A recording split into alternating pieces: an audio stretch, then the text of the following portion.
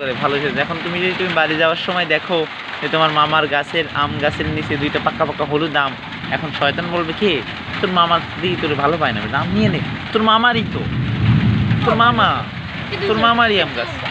শয়তানি ধোকা দেয় না? তোমার নানির থাকুক আর যার থাকুক, জায়গা তো তোমাকে নেই এখন, তাইলে ওই যে তোমার মামার জায়গায় আম পড়ছে, শয়তান ধোকা দিয়ে কবে তোর নানি দিত না, আর কি কবে নিয়ে নে, কি হবে এতে? আর দেখবে নাকি কেউ?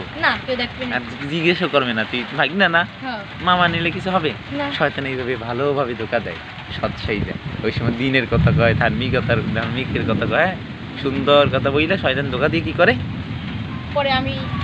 শয়তান ধোকা দিয়ে তোমাকে কি বানায়? পাপী বানায়। আর শয়তান হাসি, আর যে চুরি করে, যে এই পাপ করে, সে মনে মনে করে আমি তো কোনো পাপ করিনি, অথচ সে কত বড় অপরাধ করছে। মানে শয়তান এইভাবে ভালো সেই যে ধোকা দেয় মানুষকে।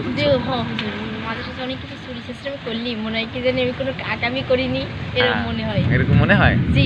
তার মানে তুমি চুরি চেষ্টামি করো?